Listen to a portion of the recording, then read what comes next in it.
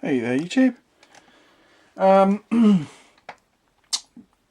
Slightly different video for you today. This video is going to be part showing you off what I've painted so far for Blackpowder, and B, a little quick overview of some of the stuff that I've got left to paint for it, and possibly some of the stuff that I kind of want to get.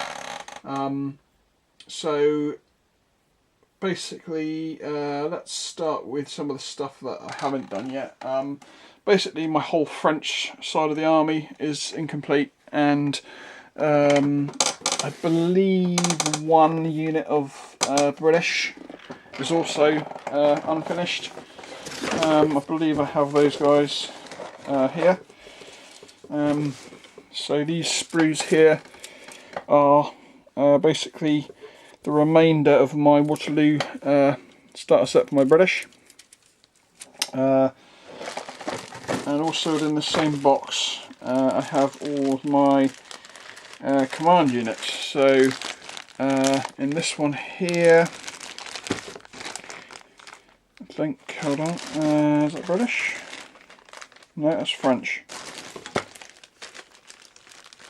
There we go. So basically in this bag here is the one last British Command unit, and obviously the spare figures that are left over from the ones that I did not use, and here is enough command figures to cover the 2 units of French that you get in the... Is it 2 units or 3 units? I think it could be 3 units of French that you get in the French starter box set. Not the French starter box set, sorry, the Waterloo starter set. So that is those. Blackpowder was kind of a sort of funny story for me, because when I first got back into wargaming, it was a game that I really had quite a lot of interest in, but I was always kind of scared off by the size of the armies that you seem to see. So when the starter set came out, I kind of was elated, because it was a really easy way of getting into the game. And I did end up getting like a few extra bits and pieces on top of that. I mean, look in this box here. This is actually all of the French contingent of the starter box set. So you got your 12 chasseurs de cheval, which are basically, they have no command.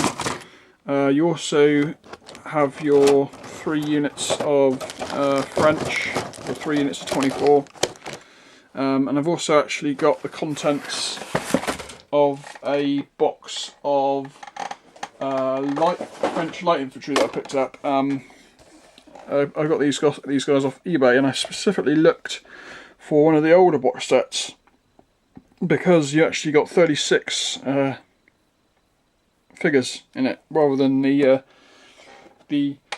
pathetic 24 that you seem to get in today's sort of selection. And I think I picked those up for like under £20, and it's like £15 for like a normal box of 24. So I thought that was quite a good deal.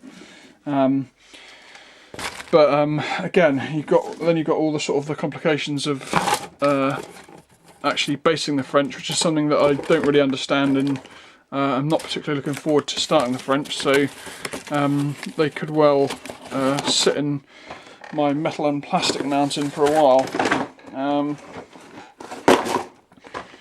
Also for my French, I have an extra box of chasseurs de cheval.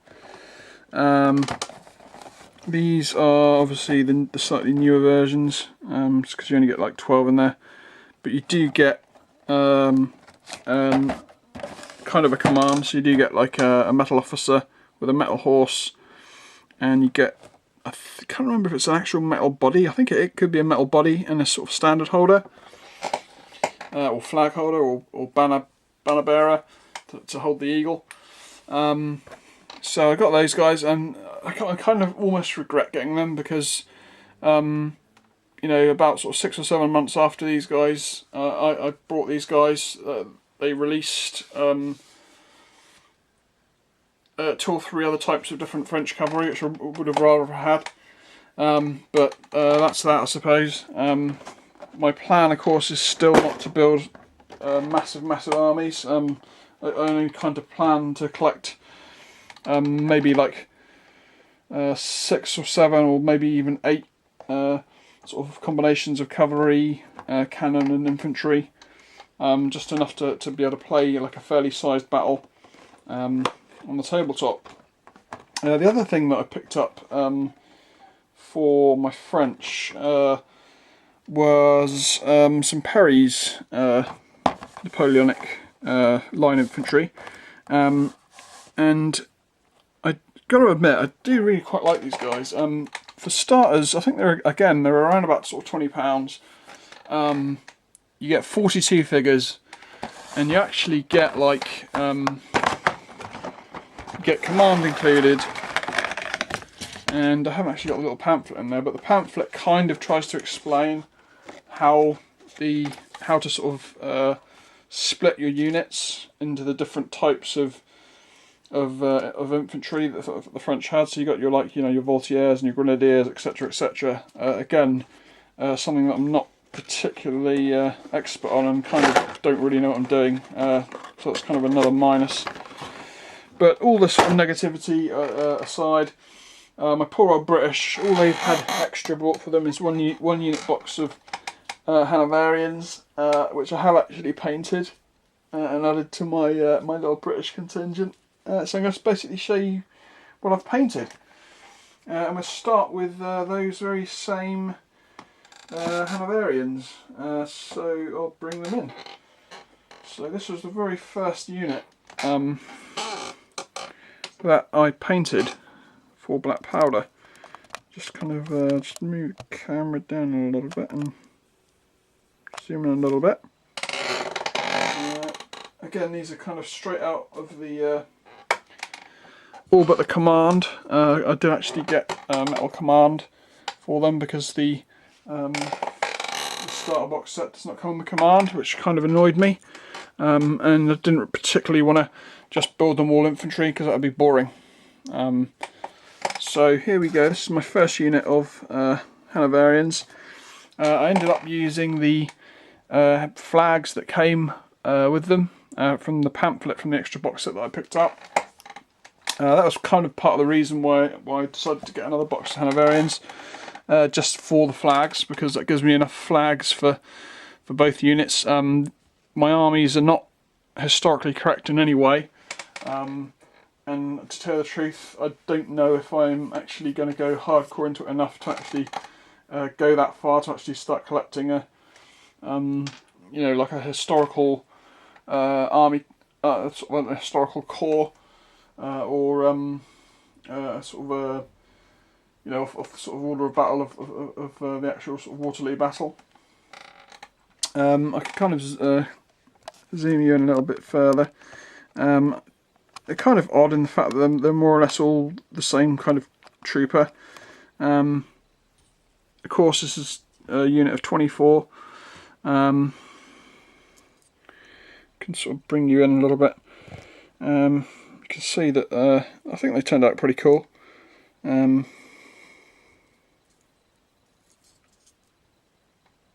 It took a fair amount of time to paint, and of course they're very repetitive.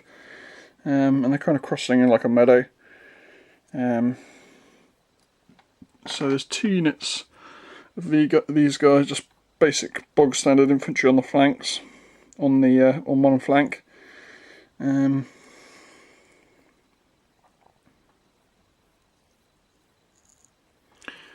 then the middle stand is the main command stand.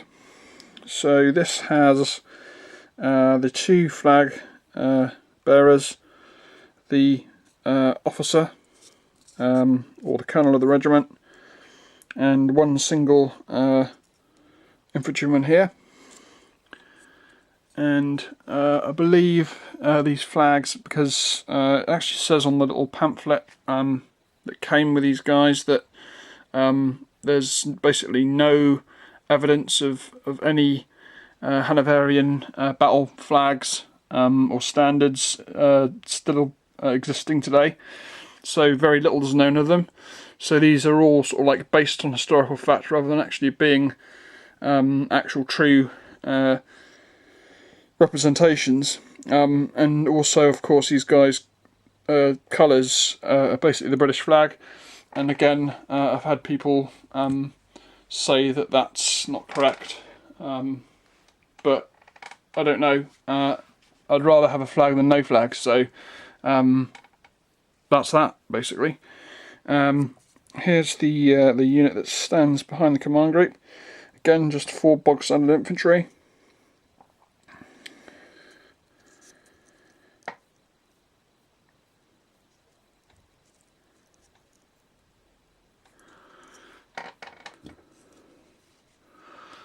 Then the rear rank of the opposite flank.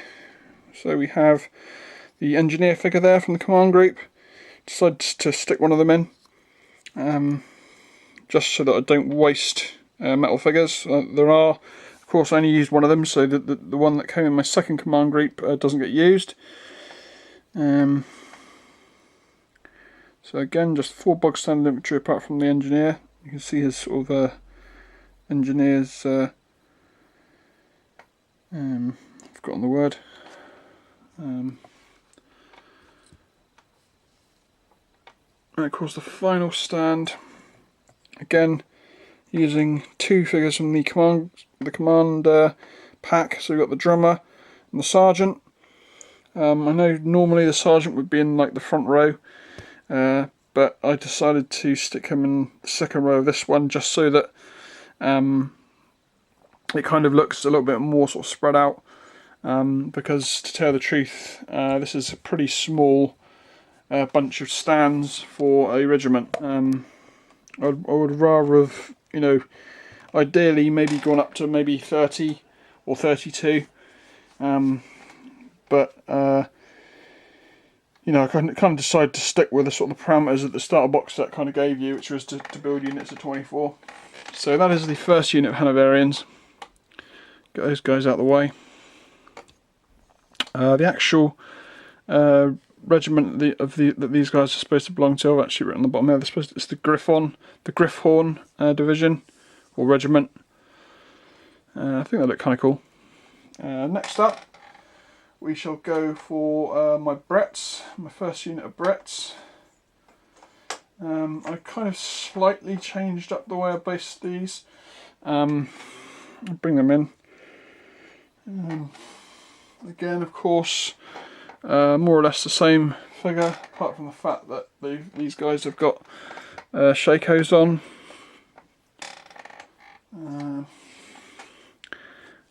This particular infantry unit is, I did actually buy my flag from a company which specialises in Napoleonic flags. I can't remember the name offhand. So this is my, just move the camera around about, there's my 1st British Regiment, and I believe they're the 33rd foot. I'm not 100% sure because I've kind of forgotten. And you can see again Unit 24.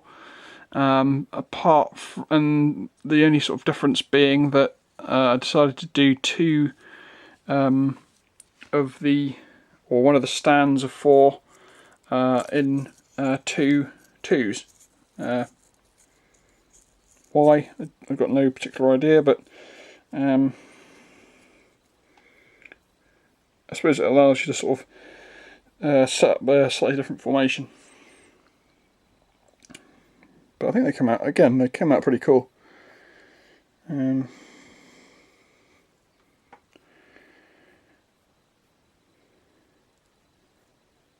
So that is the first unit of British, and the rear lot.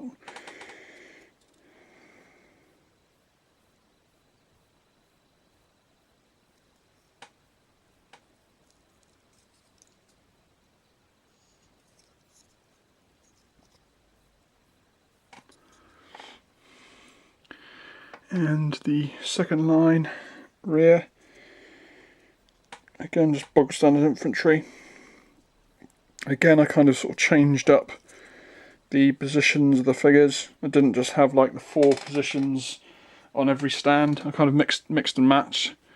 So there's like a combination of doubles and etc. And next up, the actual command stand. So here you can see the colours there. I think they came out really cool. The colonel and sergeant decided to give the halberd, and behind him the colours of the regiment. Came out pretty cool. So that is the first command stand, and the second command stand on the end again, a bit like the Hanoverians. We have just the drummer on this stand, so 3 normal infantry and the drummer. And finally, for the British, or my first regiment of British, 4 more bog standard troops to finish them off.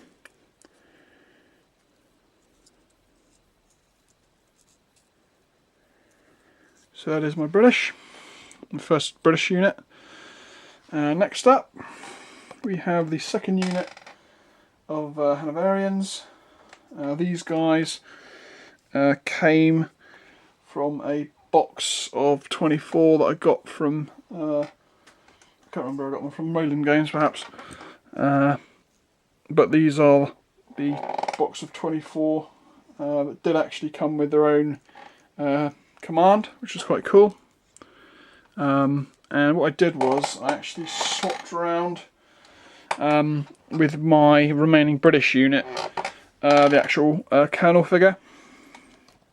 So you can see that this particular regiment has got the same position as the British command group, but with a Hanoverian head. And the second thing that I changed on this command group was the guy in the background holding the colours, or the regimental flag. I used some flat-nosed pliers to slightly change the position of his arm. So where the very first unit of Hanoverians, just try and get them to stand together and focus. Here we go. So you can see that that guy's got the hat raised in the background, and they've got the actual proper Hanoverian command figure, and then this one has got the swapped out British colonel with a Hanoverian head, and this guy has got the slightly different, slightly bent down arm to make him look like he's more or less doing the same sort of pose but slightly differently. I think that was quite a cool little idea to make them less sort of carbon copies of each other. And of course the same difference will be repeated when I do my next unit of British, because they'll have a slightly different colonel as well. Okay, so that's the second group of... Oh, actually, I'll just run you through them.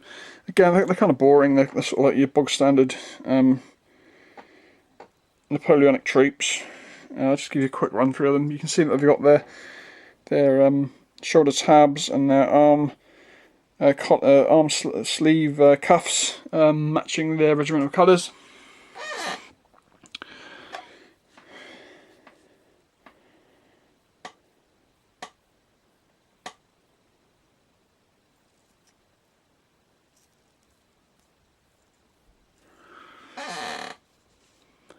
And another close up of the command group. You can see that I actually think the flags look great on these guys. This unit is called, where did I write it? I actually wrote it on the bottom of their bases. The PNA division, or PNA regiment. I think they look great. And you know, if this sort of king's colour is not actually historically correct, then you know, tough duties, I like it. So I'm definitely going to be keeping it, unless something comes out or they find some new evidence to say that it's definitely wrong, and then bring out something I can replace it with. I'm going to leave it as it is. Next up, the line, the far right, or the far left flank units. We got a drummer, slightly different drum again. I decided to use the sort of yellow and green colours of their regimental flag, and 3 bog standard infantry to make that stand up. And finally, the last standard Hanoverians. Again, pretty bog standard and kind of boring. I hope this video is not too boring for you. The last 2 things to wind this video up. We have the, again from the starter set, my British cannon. Here we go, and I put it onto quite a nice little sized base and built up a little sort of hillock there, and painted the figures up. I think it came out really cool. This I was really happy with how it turned out, and of course I do kind of plan on getting probably at least another gun. I know a lot of people use 3 guns for a battery, but what I kind of really want to do is I want to try and get a box of what are they called, Victorex cannons, because they actually come with limbers. But this is a nice set of figures and cannon, and I was very pleased with how these guys turned out. Perhaps the highlight of the starter box set so far. And finally, to wind this video up, all 22 minutes of it, or 23 minutes of it, is the final figure, is the command figure that you get in the starter box set. So this is a British command figure. When I first got him, I didn't like him. I would have preferred a more fighting position commander, not some guy who looks like he's you know, waiting to go into the officer's mess to do some gambling. But as I kind of painted him up, I kind of fell in love with him. I still think he's a not a particularly amazing figure to lead your unit, and of course he's on foot. But you know, he'll have to do for now. Just a single boring on his own commander. Perhaps one day I'll get around to you know, putting him on a proper horse-mounted commander's base, and have him as a sort of like a filler figure in with the mounted leader of the army. But for now, he'll have to do. I think he came out kind of cool. He's got his cigar in his hand there.